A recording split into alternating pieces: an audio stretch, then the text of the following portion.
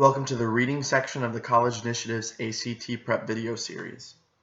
We're going to do a brief overview of the stats regarding the reading section, then I'm going to give you some tips regarding the mechanics of the section itself. After each step, I'm going to let you practice these skills. The reading section is 40 questions long, and you have 35 minutes to complete them. So essentially, same structure and amount of time as the science section. There are 4 kinds of passages every time. You've got humanities, social sciences, prose fiction, and natural sciences. The questions focus mostly on your ability to pull data from a large body of text. You don't need to know information about the passages before you read them. If you can get a quick surface level understanding of the text, you will have success on this section. That's really all you need. So the steps. You're going to have to be able to understand the passages and quickly. So you'll need to digest what the graphs and tables tell you as well as the accompanying paragraphs. And then you're going to have to be able to refer to them in the questions. So step 1, skim, don't read thoroughly each paragraph. Underline any names, dates, or details that you feel might be important. So again, this is talking about pulling major ideas from a passage. It's not about being able to tell what the 12th word is in the second sentence in the third paragraph. You just need a surface level understanding. The way you're going to do this is that you're going to underline names and dates and words that you think might look important. Second, on the side of each paragraph, you're going to summarize it in 5 words or fewer. The reading section is going to ask you specific questions about content, so you need to be able to locate that part of the passage. If it asks you about the diet of the koala, you would go to the paragraph that says koala diet and lifestyle. From there, you can quickly discern the answer. This is what I'm going to call making a passage map. Finally, the third step. Once you have your passage mapped out, you're ready to try the questions. Some of your questions will ask you to look at specific parts of the passage. On the questions that do, read those lines a couple of times, then answer the questions. On the others, use your passage map to help you locate the answers. So this here is an example of a few paragraphs, 3 paragraphs specifically, from one reading section, and on the next slide there are 2 other paragraphs from that reading section. So I just want to show you really quickly what it might look like to outline and to summarize each paragraph. So this is titled The Men of Brewster Place. So really quickly you're going to read Clifford Jackson or Abshu. I would go ahead, because we want to circle our proper nouns or underline our proper nouns, I would either circle Clifford Jackson or Abshu. Then I would skim very quickly, as he preferred to be known in the streets, had committed himself several years ago to use his talents as a playwright to broaden the horizons for the young, gifted, and black, which was how he saw every child milling around that dark street. As head of the community center, he went after every existing grant on the city and state level to bring the puppet shows with the message to avoid drugs and stay in school, and plays in the park such as actors rapping their way through Shakespeare's A Midsummer Night's Dream. So I might circle Shakespeare here because we know Shakespeare's a pretty big person in literature, maybe even underline A Midsummer Night's Dream. Abshu believed that there was something in Shakespeare for everyone. I would probably underline that too because it feels like an important part there. Even the young of Brewster Place. And if he broadened their horizons just a little bit, there might be enough room for some of them to slip through and see what the world had waiting.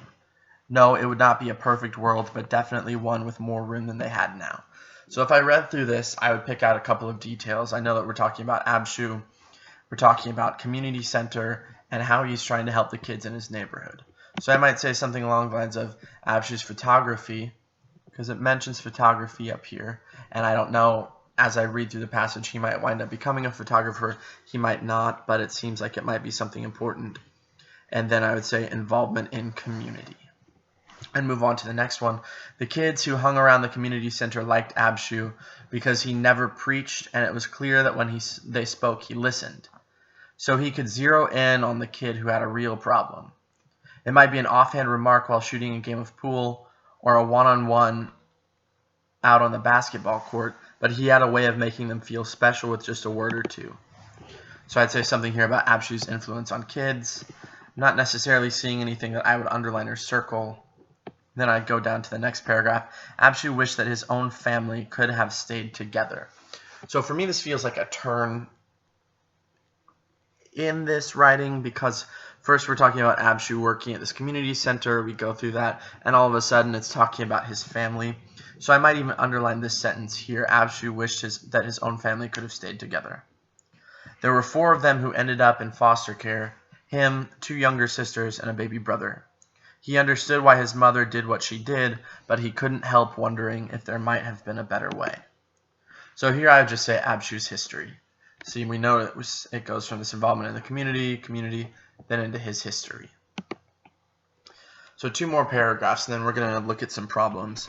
Abshu was put into a home that already had 2 other boys from foster care. The Masons, okay, here's a new name, so I might circle the Masons, lived in a small wooden bungalow right on the edge of Linden Hills. Another proper noun, probably would underline or circle Linden Hills.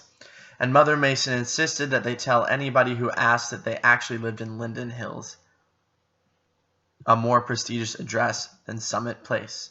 It was a home that was kept immaculate, so probably circle Summit Place.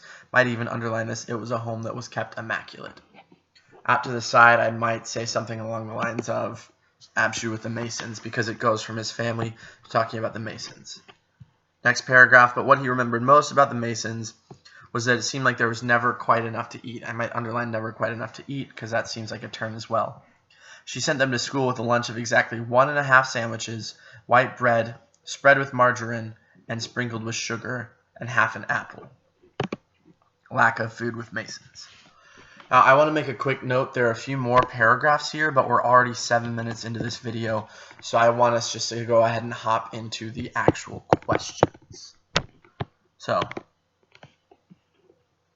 if we take a look here, there's quite a bit going on with these questions. I don't know if you can see the top, the question stem here, but essentially what it's asking is, how would you describe the narrator in this passage?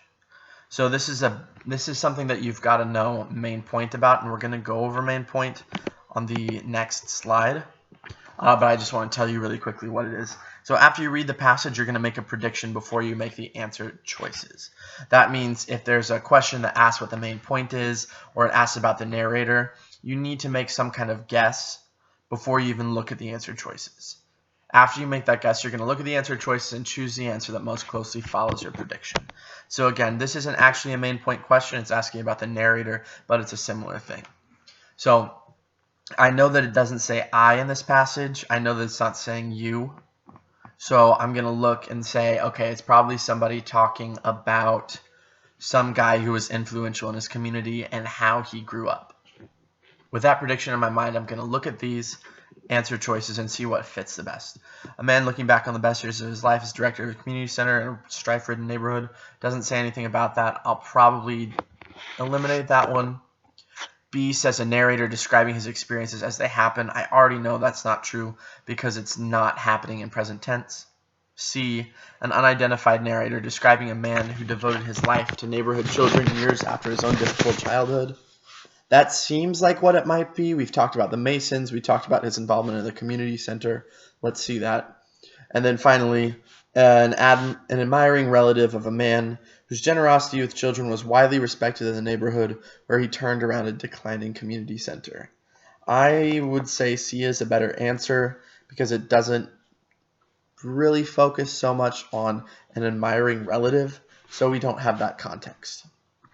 Next, it can be reasonably inferred from the passage that which of the following is a cherished dream that Abshu expects to make a reality in his lifetime.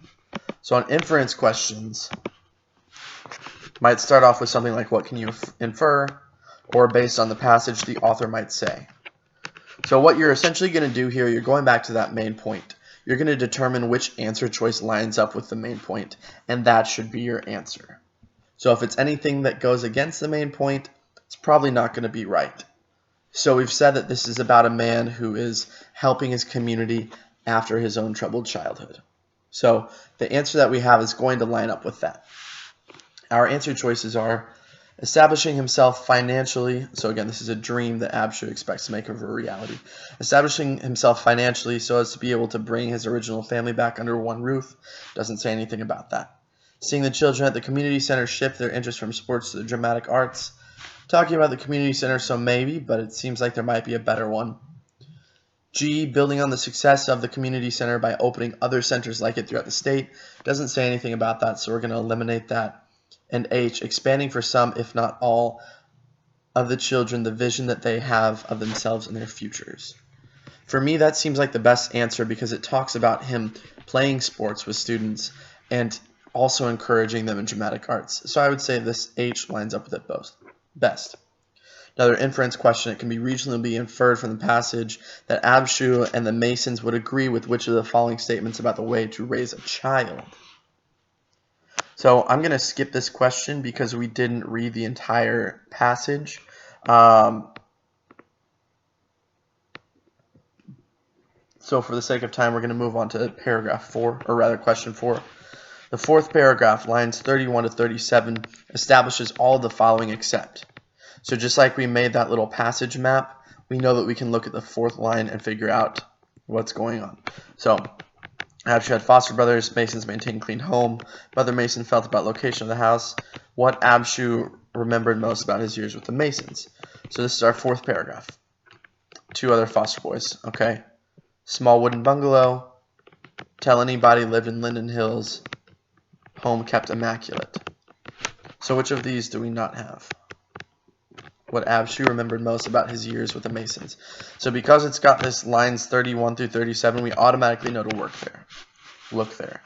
Finally, number 5, it can reasonably be inferred that which of the following characters from the passage lives according to Abshu's definition of a life fully lived. This is another one that we can't really go over because we haven't read the whole thing. But I gave you enough questions 1, 2, and 4 to be able to follow just a regular reading comprehension question, a main point question, and an inference question. If you have any further questions about how to do these, you can email me and I can talk you through it. But for the sake of time, we're going to move on. So we've gone through main point and inferences. Again, you're just going to locate your main point and build off of that for your inference questions. And then any other question, you just go to your map and look for the answer that lines up with it. So key takeaways, outline your passage, find the main point, look for your answers in the passage. If you can master these 3 skills, you'll be set for the reading section. So that's the end of this video. Check out our other videos for ACT prep, grammar help, and math skills.